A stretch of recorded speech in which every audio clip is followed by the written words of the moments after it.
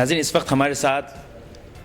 Town ناظم Jamshed town جناب جاوید احمد صاحب موجود ہیں. آئیے 61ویں یوم آزادی کے حوالے سے ان کے کومنٹس لیتے ہیں. جی جاوید صاحب. نحمدہ و نصلی علی رسول الکریم اما بعد اعوذ باللہ من الشیطان الرجیم بسم اللہ الرحمن الرحیم. سب سے پہلے ایک پاکستانی کی حیثیت سے ہمیں اس بات کا اپنے احتساب کرنا چاہیے کہ 61 سال کے اندر ہم نے باحیثیت ایک نیشن کے اس ملک کی کیا خدمت کی, اور حضرت قائد اعظم رحمۃ اللہ تعالیٰ علیہ نے جو اس ملک کو ہمارے لیے آزاد کروایا تھا, اس زمین کو,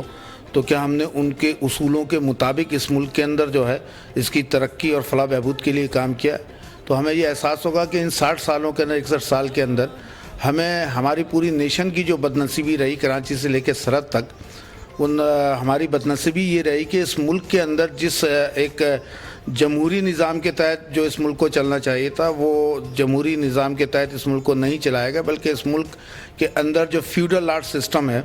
اسے, جسے ہم جنگل کا قانون کہتے ہیں, اس کے مطابق پاکستان کی مستقبل کو ہمیشہ جو ہے وہ داؤ پہ لگایا جاتا رہا. اور جمہوریت کو, جب بھی جمہوری ادارے یہاں پہ فعال ہوئے تو ان کو مختلف ایشوز کی بنیاد کے اوپر ہٹا کر یہاں کی جمہوریت کو, ملک کی جو ہے وہ کمزور کیا گیا, جس سے پاکستان آج بین الاقوامی سطح کے اوپر جس صورتحال سے دوچار ہے جو آپ کے اور ہمارے سامنے موجود ہے, یہ ایک اچھے ملک کا تحفظ کرنے کے لیے ہمیں اپنے موجودہ حکمرانوں اور جو خاص طور پہ اسٹیبلشمنٹ ہے ان تمام کو یہ میسیج دینا چاہیے کہ خدا را پاکستان کی بہتری کے لیے آپ تمام لوگ ایک پلیٹ فارم پہ جمع ہو کر دیگر ایشوز سے ہٹ کر صرف ایک ایجنڈے کے اوپر ہمیں یہ سوچنا چاہیے کہ ہمارے ملک کو ہم کس طرح محفوظ رکھیں. کیونکہ اس بات سے ہم انکار نہیں کر سکتے جو آج ہماری سرحدوں کی صورتحال ہے وہ صورتحال ہمیں بہتر نظر نہیں آ رہی, اور غیر محفوظ سرحدوں کی صورتحال نظر آ رہی ہے. اور یہ بڑی قربانیوں کے بعد اس ملک کو ہم نے آزاد کروایا تھا, اور ایک جتنے بھی ملک کے سیاستدان ہیں, چاہے مذہبی سیاسی جماعتوں سے تعلق رکھتے ہیں, وہ اپنے اندرونی اختلافات کو ختم کر کے ایک ٹیبل کے اوپر بیٹھ کر جو ہے اس ملک کے اس خطرے کے سے متعلق لائے عمل کو تیار کریں. کیا سمجھتے ہیں کہ ملکی بقا کے حوالے سے اس وقت کن بنیادی کاموں کی ضرورت ہے؟ ہم تو مطلب ایک ایسے دورہے پہ کھڑے ہیں کہ جہاں پر ہمیں اب یہ سوچنا ہوگا کہ ہماری موجودہ اور آنے والی نسل کا مستقبل اس ملک کے اندر کیا ہے. اچھا, میری تو یہ دعا ہے کہ رب کائنات رب العالمین پیارے حبیب نبی کریم صلی اللہ علیہ وسلم کے صدقے, اپنے پیاروں کے صدقے, ہم تمام پاکستانیوں کو اور جو ہماری اسٹیبلشمنٹ ہے,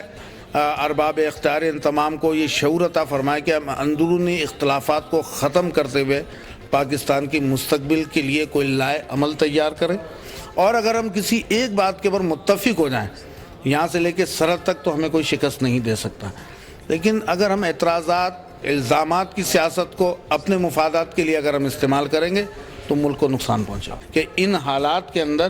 ہمیں یہ زیب ہی نہیں دیتا اور نہ ہمیں یہ وقت اجازت دیتا ہے کہ ہم ایک دوسرے کے خلاف کوئی اس نوعیت کی پالیٹکس کریں جس سے ملک کی سالمیت کو خطرہ پہنچے. ناظرین, آپ نے ٹاؤن ناظم جمشید ٹاؤن جناب جاوید احمد صاحب کی بہت پیاری باتیں سنی. جاوید صاحب بہت مشکور ہیں, آپ نے ہمیں وقت دیا. اور آپ کو ایک چیز یہ بتاتے چلیں ہم کہ جمشید ٹاؤن کی جانب سے ہم